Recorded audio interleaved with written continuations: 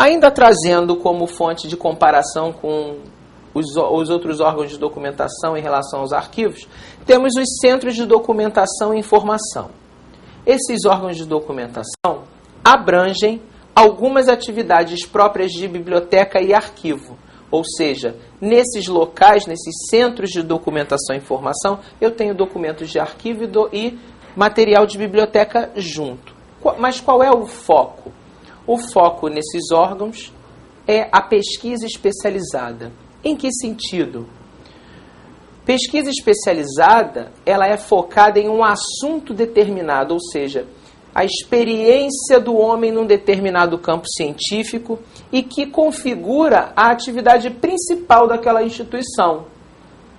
Ou seja, se eu tenho uma empresa de televisão, qual é a finalidade, a atividade fim daquela empresa? Jornalismo, entretenimento. Então, nessa empresa de televisão, eu tenho centros de documentação e informação, que reúnem documentos característicos de arquivos, materiais de bibliotecas, mas todos focados no assunto jornalismo e entretenimento.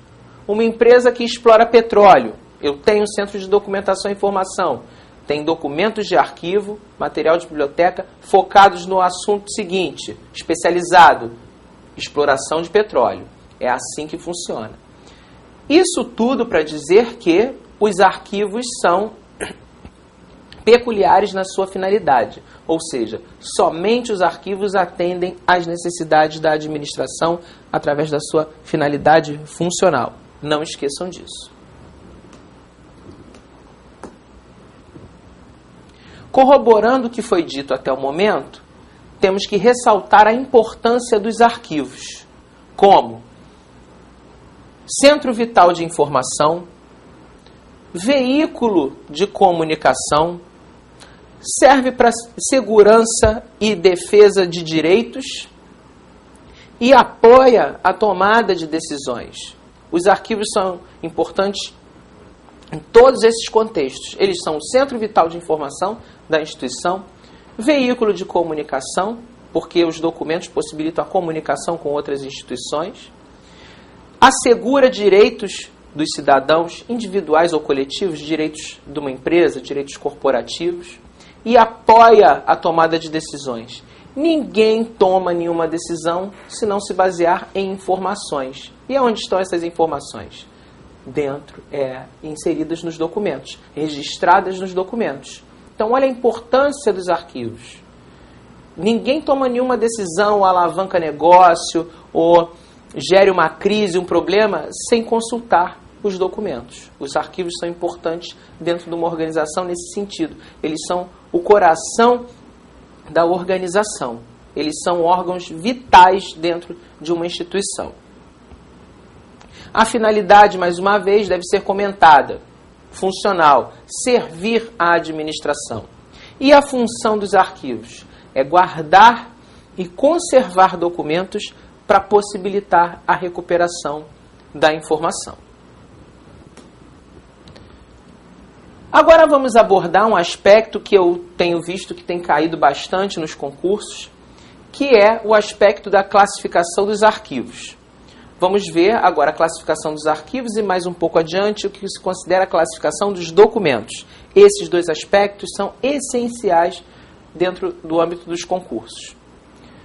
Então vamos entender que, de acordo com a classificação dos arquivos, segundo entidades criadas ou entidades mantenedoras, assim também chamadas, os arquivos podem ser públicos, privados, familiares ou pessoais. Entendam duas possibilidades.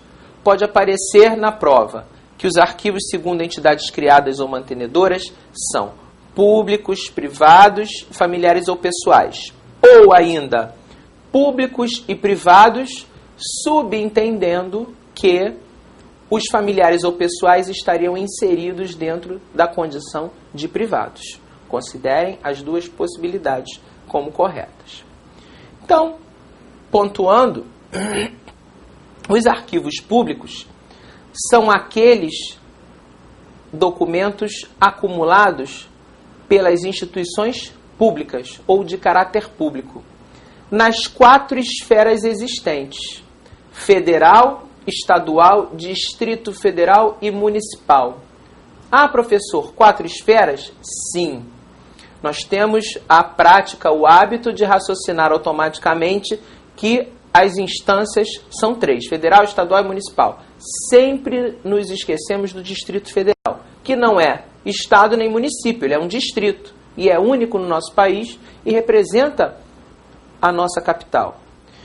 Então, o que acontece? É uma instituição, é uma instância, por quê? Ela tem os 3 poderes dentro dela: executivo, legislativo e judiciário. Então, considerem as esferas públicas como 4: federal, estadual, Distrito Federal e municipal. Esses são os arquivos públicos. Arquivos privados vão se subdividir em comerciais e institucionais. Os arquivos privados comerciais são aqueles compostos por firmas, companhias, empresas que visam o lucro, empresas com fins lucrativos, empresas nacionais, multinacionais. E os institucionais são relativos às igrejas, às sociedades, às associações, às instituições educacionais e algumas instituições de caráter filantrópico, ou seja, sem fins lucrativos. Ok? Uma dica importantíssima: sociedade de economia mista. Vocês têm que saber que sociedade de economia mista é a associação entre o capital público e o capital privado para constituir uma empresa, onde o capital público domina com a maior parte das ações. Então, em virtude desse aspecto, a documentação produzida numa sociedade de economia mista é de caráter público, apesar da configuração, do comportamento dela ser totalmente característico de uma empresa privada. Mas, pelo governo ter a maior parte das ações, a documentação gerada numa sociedade de economia mista é de caráter público. Continuando. Uma questão para resolvermos, para vocês se inserirem no contexto da classificação dos arquivos. Questão 80, caiu na Agência Nacional de Águas de 2006, Banca CESP. São considerados arquivos públicos os conjuntos de documentos produzidos e recebidos exclusivamente por órgãos públicos da administração federal, naturalmente acumulados no exercício de suas atividades e guardados como prova de tais atividades. Essa questão é certa ou errada? Essa questão está errada. Por quê, professor? Por causa do termo exclusivamente.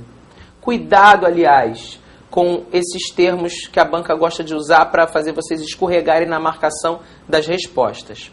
Exclusivamente, somente, pode, deve, unicamente. Cuidado.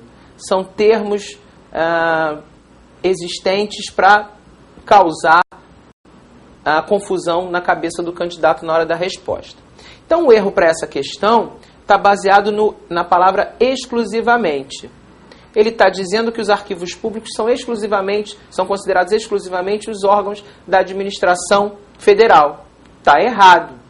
Se eu tirar esse exclusivamente da questão e ler a questão de novo, considerando que são arquivos públicos os arquivos acumulados pelos órgãos da administração federal, a questão estaria correta, apesar de eu não mencionar que há outras instâncias a serem consideradas como públicas.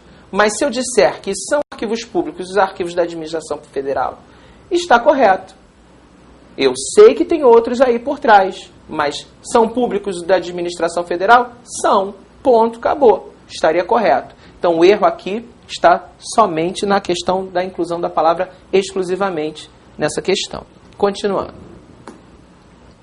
Outra questão, questão 82, mesmo concurso, Agência Nacional de Águas de 2006. A legislação brasileira considera como arquivos privados os conjuntos de documentos produzidos ou recebidos e acumulados por órgãos, entidades, sociedades de economia mista e organizações sociais, assim como por pessoas físicas em suas atividades administrativas. Isso aí está certo ou errado? Está errado. Por quê? Onde é que está o erro? Incluir sociedade de economia mista no parâmetro de arquivo privado. E vejam bem, eles colocam o termo sociedade de economia mista bem no meio de outros termos que têm a ver com arquivos privados, justamente para causar confusão visual e passar desapercebido para o candidato errar na marcação da resposta. As bancas são muito maliciosas nesse sentido.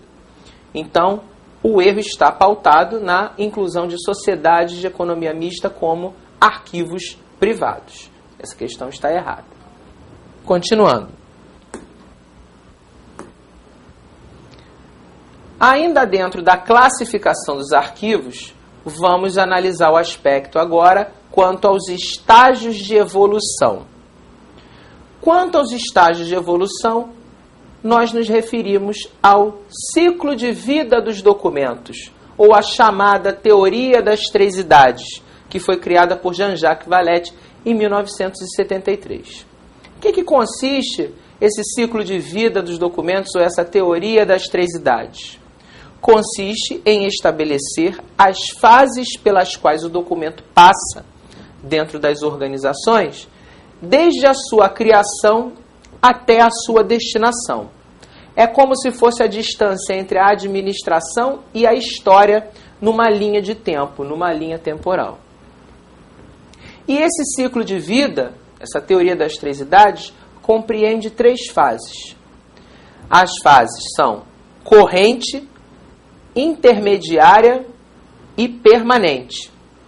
Lembrando o seguinte para o candidato: temos 3 fases que têm que ser consideradas: corrente, intermediária. Porém, fica a dica, os documentos não passam obrigatoriamente pelas 3 fases do ciclo.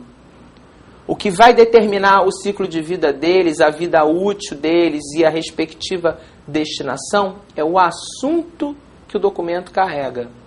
É o assunto do documento que vai determinar a vida útil dele dentro das organizações, que pode passar por todas as fases, pode passar só por 2, pode passar só por uma, depende. É o assunto que determina o tempo de vida dele e a destinação final. Adiante nós vamos ver uma a uma essas fases. Fase corrente. A fase corrente, ela é caracterizada por documentos que nós chamamos de primeira idade. Documentos de primeira idade são os documentos que nós chamamos também em curso, também é um outro termo muito usado. Ou de uso frequente, ou seja, são documentos que são frequentemente consultados. São aqueles documentos, na prática, que tem que ficar em cima da mesa do funcionário para ele fazer as atividades dele diárias. Senão ele não consegue trabalhar. Ele está sempre consultando, sempre acessando para poder realizar a rotina dele adequadamente. Então são documentos de uso, de consulta frequente. Recomendação para localização desses arquivos. Próximo aos setores, junto dos órgãos que os produziram ou receberam. Então, os arquivos correntes têm que ficar necessariamente nos órgãos que os produziram ou receberam. E dentro de arquivos correntes, temos 4 atividades. Atividade de protocolo, que é a porta de entrada dos documentos na instituição, que vai fazer recebimento, classificação, registro e movimentação. Isso vai ser explicado mais adiante. Expedição, que é a porta de saída dos documentos da instituição. Arquivamento, propriamente dito. E empréstimo e consulta. Então, as atividades de arquivo corrente consistem em 4. Protocolo, expedição, arquivamento e empréstimo e consulta.